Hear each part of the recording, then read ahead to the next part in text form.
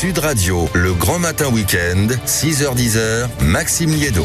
Soyez les bienvenus sur Sud Radio 0826 300 300. Vous venez participer au débat. On va s'interroger sur ce que nous a décrit un peu Frédéric Dabi, le premier sondage IFOP fiducial pour LCI, Sud Radio et Le Figaro, où on voit une véritable tendance se dessiner avec quand même une extrême droite, Jordan Bardella, Marine Le Pen qui caracole en tête. On voit bien des difficultés sur le bloc central. Et ce que soulignait aussi Frédéric Dabi, une gauche à la ramasse. Mais est-ce que les jeux sont forcément déjà faits? Est-ce qu'il peut y avoir de grosses surprises? Est-ce que vous, amis auditeurs, vous imaginez une grosse crise, quelqu'un qui peut-être émerger? Est-ce que vous voyez déjà dans ce qui se dessine peut-être des tendances qui vous plaisent ou qui vous déplaisent, que vous avez envie de critiquer? Venez participer au débat au 0826 300 300.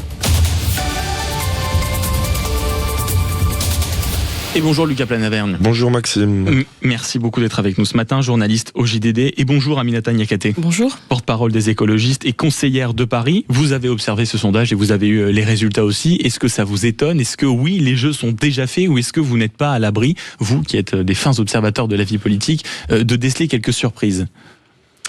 Moi, j'observe ce sondage. Après, c'est une photographie à un instant T et il reste encore un an pour construire une dynamique. Vous disiez tout à l'heure, la gauche, c'est la ramasse, mais je pense que le bloc libéral ne se porte pas beaucoup mieux.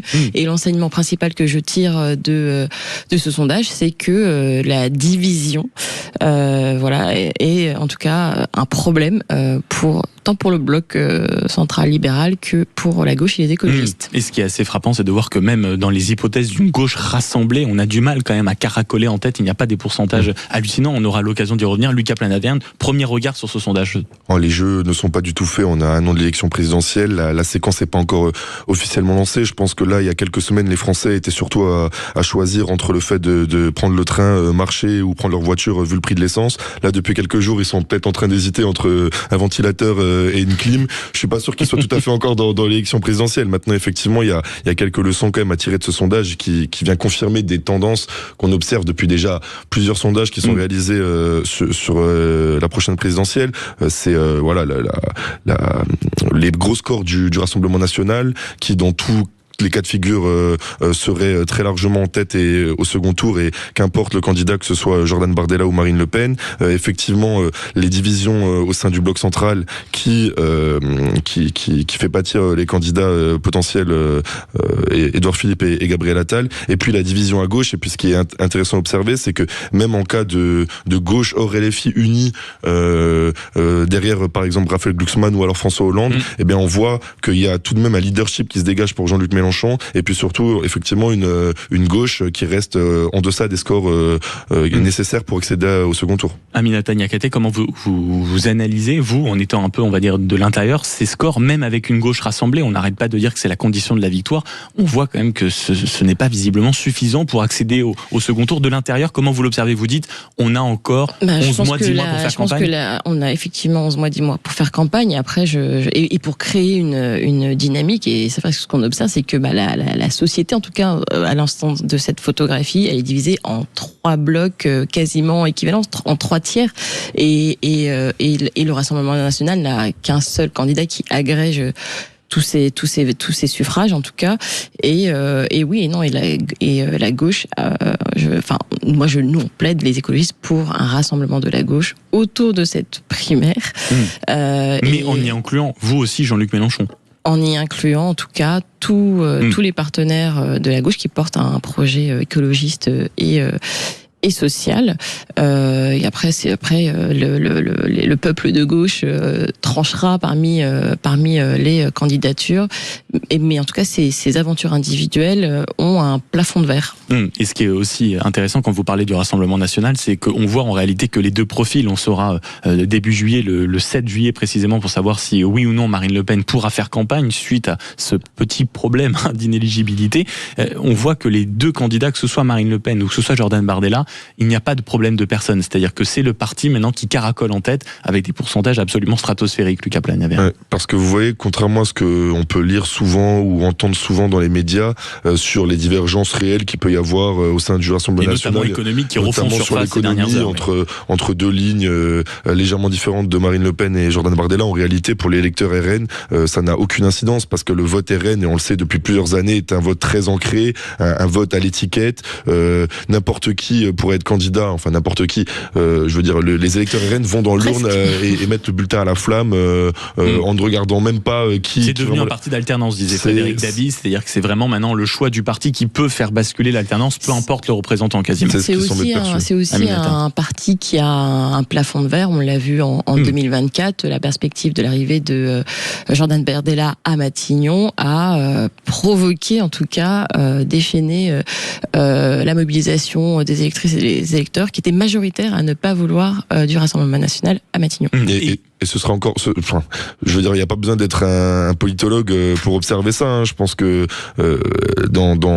actuellement, comme on dit sur la photographie actuelle, en cas de second tour, donc là, ce serait potentiellement un Édouard Philippe, par exemple, au second tour face à Jordan Bardella. Eh bien, on a du mal à imaginer que tous les électeurs de gauche, y compris ceux de Jean-Luc Mélenchon, n'aillent pas voter pour Édouard Philippe face au candidat du Rassemblement national. D'autant qu'on sait déjà, contrairement à la gauche, qu'au centre, il y aura un duel entre Gabriel Attal et Édouard Philippe jusqu'à potentiellement la rentrée ou janvier pour savoir qui est le mieux placé, et à la fin c'est déjà un peu sorti dans la presse, il y aura un accord parce que on voit bien que c'est pas viable que cet accord, alors rappelons-le comme on veut, accord, rassemblement, désistement pour l'un ou par l'autre, alliance, peu importe les mots qu'on utilise, est-ce que vous pensez que c'est en tout cas une stratégie qui sera inéluctable, c'est-à-dire qu'on ne pourra pas passer à côté sur ce fameux bloc central? C'est ce que disait Frédéric Dabi tout à l'heure quand il était en studio avec nous pour décrire cette enquête exclusive pour l'IFOP, Sud Radio, Figaro, LCI. Il disait de toute façon, le problème se situe là. C'est-à-dire que quand on est entre 9 et 15, c'est eux qui seront déterminants. Comment vous l'observez-vous, Aminata Niakate? Est-ce que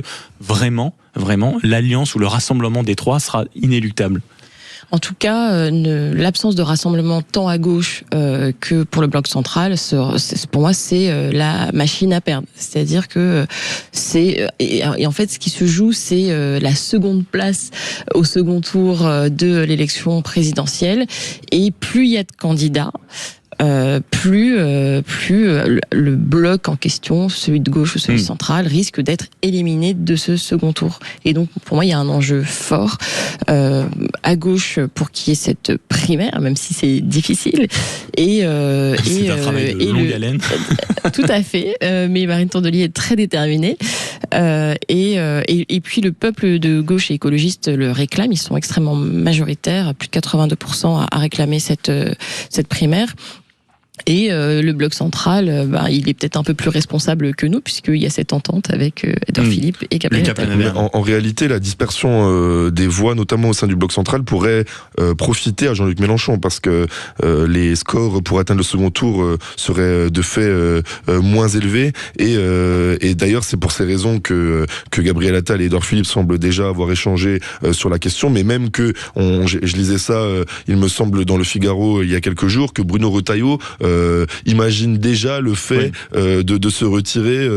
C'est une information TF1 LCI pour être précis, en effet. Voilà, dans le cas d'un risque de duel entre la France Insoumise et le Rassemblement National. Donc effectivement, il va falloir regarder dans les prochains mois comment les rapports de force se dessinent, aussi bien au sein du bloc central qu'à gauche, et il y aura évidemment des désistements quoi qu'il advienne. 0826 300 300, quand on voit ce sondage que Sud Radio vous dévoile avec l'IFOP, Fiducial, le Figaro et LCI sur cette présidentielle, est-ce que les jeux sont déjà faits? 0826 300 300, vous avez la parole. Bonjour Béranger. Bonjour. Merci beaucoup d'être avec nous ce matin. Est-ce que pour vous les jeux sont faits alors, mon cher Béranger? Est-ce que pour vous, là ça y est, on peut déjà signer le deuxième tour de l'élection présidentielle l'année prochaine? J'aurais plutôt tendance dans l'état actuel des choses à dire oui, vu la vacuité du bloc central et puis les candidats pré-mâchés là qui sortent du bois, Édouard Philippe. Les candidats pré-mâchés pour vous? Ah oui, complètement. Enfin, plus personne de ces gens après 10 ans de macronisme. Ils sont absolument co-responsables de ce qui s'est passé dans le pays. C'est une déflagration économique, c'est la déflagration de le pouvoir d'achat d'une grande partie de nos concitoyens. Enfin, on veut plus de ces gens-là, quoi. Donc moi, voir Édouard Philippe sortir du bois, voir Gabriel Attal, le golem fabriqué en une de papier glacé, comme on nous a fait le coup avec Emmanuel Macron en 2017, c'est absolument impossible. Vous croyez à un élément qui peut venir changer la donne, un candidat surprise, une grosse crise ou un ras-le-bol peut-être général qui fait qu'un candidat puisse tout d'un coup émerger autre que tous ceux qui sont sur la piste de départ pour le moment? Disons que oui, à part une grosse crise et qui serait pas une crise heureuse, Tout le monde en a déjà connu, et je me méfie un petit peu quand même des intentions d'Emmanuel Macron et de l'Europe, de la guerre en Ukraine, parce qu'il a énormément instrumentalisé tout ça. Oui, il pourrait y avoir un effet de surprise, mais surtout ce que je voulais dire, c'était qu'une fois de plus, le système est en train de se verrouiller. Et moi, je mets le système avec un grand S, c'est-à-dire que les 500 signatures, merci François Hollande, nécessaires à la candidature des candidats, c'est un cadenas, c'est un verrouillage. Et en fait, les citoyens en ont marre d'être représentés par des politiciens professionnels. Donc, à un moment ou à un autre, la nécessité d'avoir quelqu'un qui sort du jeu pour éviter ce que vous appelez, mon cher Béranger, le côté système verrouillé. Merci beaucoup de nous avoir passé un petit coup de fil ce matin au 0826 300 300 Lucas Planaverne, Aminata Niakaté. Mot de la fin, on voit quand même toujours à un moment peut-être à quel point l'outil de la primaire très contesté parfois en interne aurait été quand même pratique pour essayer de faire émerger quelqu'un de solide. Justement, et mon mot de la fin sera plutôt une question pour Aminata. Quand on voit ces résultats, on doute encore plus que Jean-Luc Mélenchon soit d'accord pour accepter quelconque primaire. Il y aura la question, comme lors des précédentes élections, du vote utile qui va rapidement se poser. Est-ce que on peut s'attendre dans les prochains mois à ce que l'ensemble de la gauche rediscute d'une alliance et potentiellement derrière Jean-Luc Mélenchon? Oh, la grosse question. Aminata. Alors, je pense que s'il doit y avoir une alliance, ce sera pas, en tout cas au parti de décider derrière qui, mais en tout cas aux Françaises et aux Français de gauche et écologistes. En tout cas, c'est ce que nous défendons. Et peut-être que Jean-Luc Mélenchon, qui refuse de s'engouffrer dans cette primaire par peur de la perdre, peut-être qu'il peut regagner un peu en confiance et jouer le jeu de la primaire. Et mettre les mains dans le cambouis pour savoir si oui, il peut vraiment prendre ce fameux leadership à gauche qui manque tant quand on s'intéresse un tout petit peu au sondage. Merci beaucoup d'avoir été avec moi dans ce studio. Lucas Planaverne, journaliste au JDD, avec, j'imagine, une finale qu'on va aller surveiller l'œil très attentif, mon cher Lucas, et en une donc du JDD demain, ce sera retrouvé dans les kiosques en ligne. Et merci beaucoup Aminata Niakaté d'avoir été avec nous ce matin, porte-parole des écologistes et conseillère de Paris. Bon courage pour la primaire. On a senti que c'était un travail de chaque seconde. Merci beaucoup d'avoir été avec nous. 8h49 dans un instant. Vous le savez, c'est les coulisses du chef avec Frédéric Barbardon qui est avec nous. Vous mettez votre tablier, vous préparez les couverts, hop, on sort les poêles et on se met derrière les fourneaux. À tout de suite.